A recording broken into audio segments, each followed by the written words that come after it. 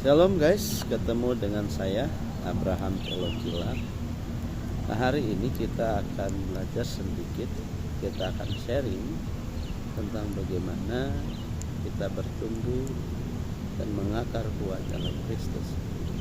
Karena sebenarnya kayak begini, bahwa jika kita tidak melekat kepada Tuhan, maka kita tidak bisa menjadi sesuatu yang dapat memberikan dampak yang baik, di mana nilai-nilai kebenaran itu bisa diteladani atau bisa dilihat oleh banyak orang.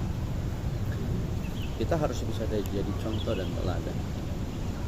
Nah, 1 Timotius 4 ayat 12 berkata bahwa jangan seorang pun menganggap engkau rendah karena engkau muda, tetapi jadilah teladan bagi setiap orang dalam hal perkataan, perbuatan, kesucianmu dan sebagainya. Nah, artinya bahwa orang tidak bisa melakukan hal-hal itu cuman karena sekedar memiliki pengetahuan atau juga punya pengetahuan dan kemampuan untuk tata krama, etika dan sebagainya. Sebab apa yang datang dari Tuhan itu punya nilai kekal. Maksudnya bahwa orang-orang yang melekat kepada Tuhan, mereka yang dekat dengan Kristus, mereka yang dilekatkan atau menempel kepada Yesus yang adalah pokok kehidupan itu, mereka menyerap, mereka menerima, mereka menghasilkan apa yang ada dalam Kristus melalui hidup mereka. Dan bukan sekedar kata-kata yang bisa diatur dengan baik, tetapi kata-kata dalam hal ini adalah kata-kata yang ada kuasa dan punya makna.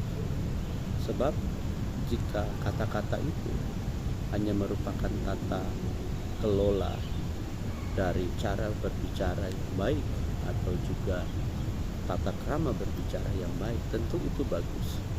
Tetapi yang didorong oleh Alkitab di sini adalah hendaklah kamu menjadi teladan dalam perkataan.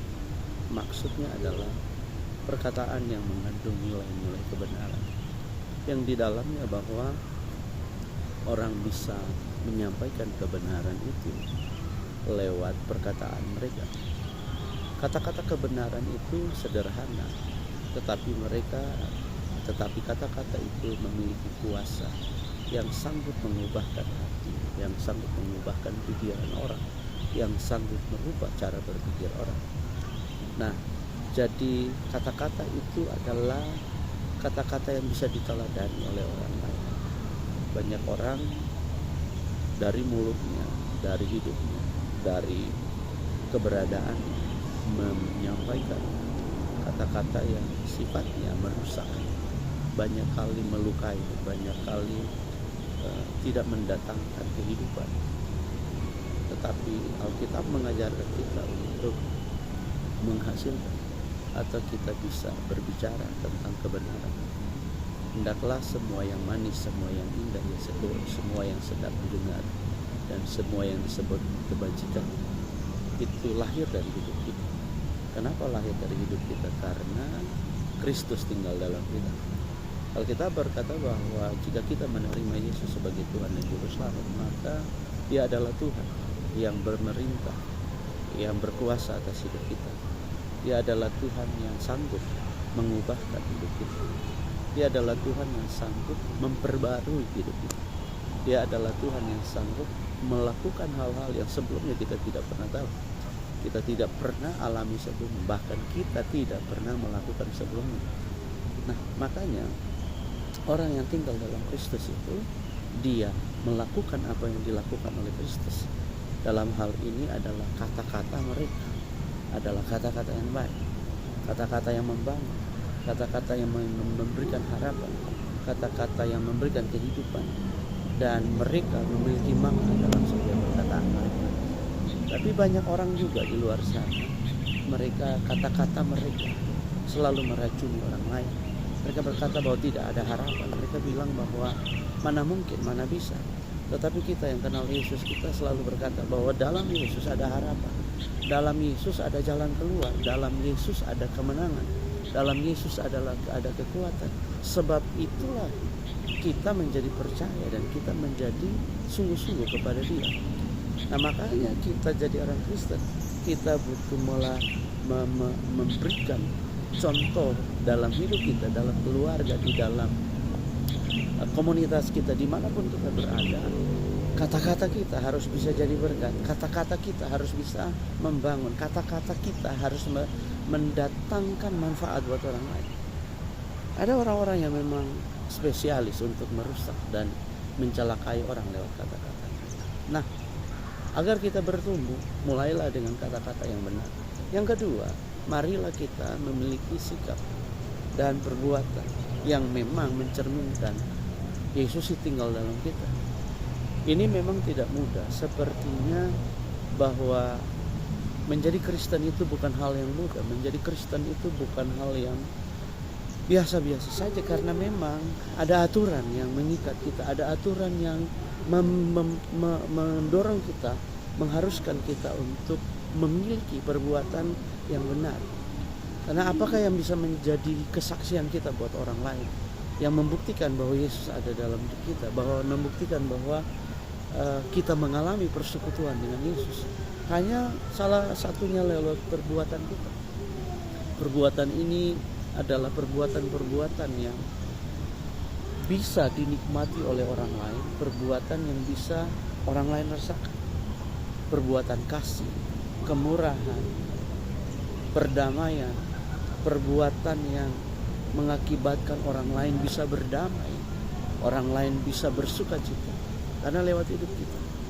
Karena kadang-kadang perbuatan kita mencelakai orang lain. Nah, ini persoalan. Dan jangan sampai dalam sejarah Alkitab banyak tokoh-tokoh yang kemudian Allah tidak setuju dan bahkan Allah menghukum mereka karena perbuatan-perbuatan. Mari kita lihat saja apa yang dilakukan oleh Adam dan Hawa. Mari kita mulai dari situ. Adam dan Hawa melakukan perbuatan yang melanggar kehendak Tuhan, dan akibatnya Allah harus mengusir mereka dari Taman Eden. Dan akibatnya juga manusia harus mengalami kematian. Itu sesuatu yang sangat tidak bisa ditolerir oleh Allah. Perbuatan itu dampaknya besar, bisa melukai, bisa menyebabkan kita menjadi musuhnya Allah. Yang kedua, mari kita lihat coba seorang tokoh yang namanya Samson. Samson diberikan kekuatan oleh Allah luar biasa, tetapi ternyata perbuatannya adalah perbuatan yang melukai, kemudian perbuatan yang mengakibatkan banyak orang, bahkan dirinya sendiri, harus menjadi korban, harus menjadi bulan-bulanan dari dosa, bulan-bulanan dari orang-orang yang tidak mengenal Allah, karena memang perbuatannya tidak menjadi teladan. Tetapi mari kita lihat coba, ada tokoh-tokoh lain dalam Alkitab yang kemudian mereka ini dari hidup mereka menjadi contoh dan teladan dalam perbuatan mereka. Mari kita tarik keluar contoh Sadrak, Mesak, dan Abednego. 3 pemuda yang luar biasa ini, mereka bertekad, mereka berketetapan untuk tidak menyembah patung tuangan rajanya, dan waktu itu mereka harus dihukum. Nah, kekristenan kita harus di-challenge oleh dunia ini. Kekristenan kita dihadapkan kepada dunia ini. Apakah kita tunduk kepada dunia ini dengan segala bentuk kenikmatan dosa?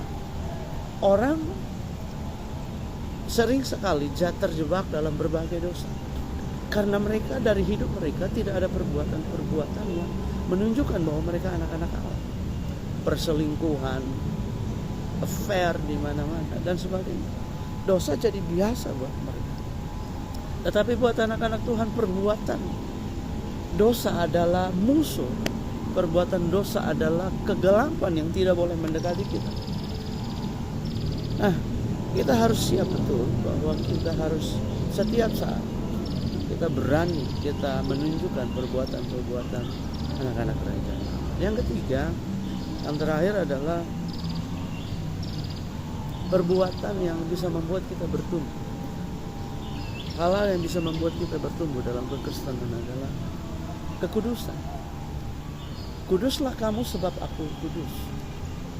Nah, kekudusan ini menyangkut tentang hubungan kita dengan Allah. Bagaimana kita memelihara hidup kita agar kita tinggal di dalam standar dan ukurannya itu. Kekudusan ini menyangkut seluruh hidup kita. Kudus itu artinya terpisahkan.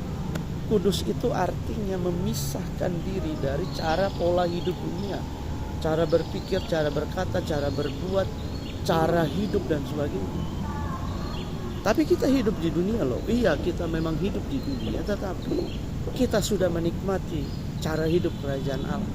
Kita sudah hidup dengan cara hidup kerajaan Allah, yaitu kita hidup dalam kasih, dalam perdamaian, kemurahan. Kita hidup dalam persekutuan yang indah dengan Tuhan. Kita hidup dalam persaudaraan yang baik. Tidak menyimpan dendam, sakit hati dalam waktu yang panjang tidak selesai. Kita tidak menyimpan akar pahit. Banyak orang menyimpan bahkan dosa mereka saja. Mereka tidak mau diselesaikan oleh Tuhan. Nah, ini jadi persoalan. Kita harus lega, kita harus bebas. Kita harus terbebas dari dunia ini yang menjerat manusia menuju kebinasaan.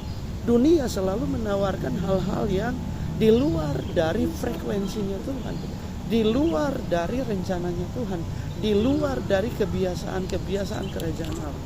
Tetapi orang-orang yang mengalami, orang-orang yang hidup dalam Yesus, mereka dikelilingi, dilingkari, dipenuhi dengan cara hidup kerajaan Allah, yaitu cara hidup yang kudus, cara berpikir yang kudus, cara berkata-kata yang kudus, cara bergaul yang kudus, cara hidup, cara bekerja dan sebagainya.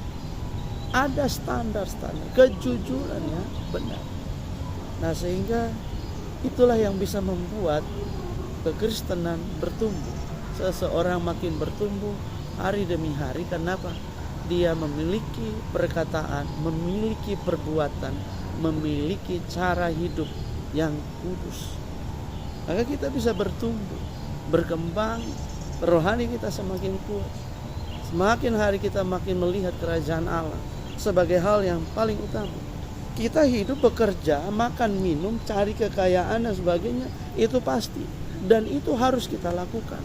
Tetapi di dalamnya itu kita menerapkan nilai-nilai kerajaan Allah. Nilai kerajaan Allah itu tidak rakus. Nilai kerajaan itu tidak merampas hak-haknya orang lain. Nilai kerajaan itu tidak merampas istri orang. Nilai kerajaan Allah itu tidak menyimpan kegelapan dalam hatinya, di dalam pikirannya, tetapi mereka hidup sesuai dengan kehendak Tuhan, yaitu sesuai dengan apa yang Tuhan rencanakan. Kiranya sharing ini buat kalian bisa memberkati. Tuhan Yesus memberkati.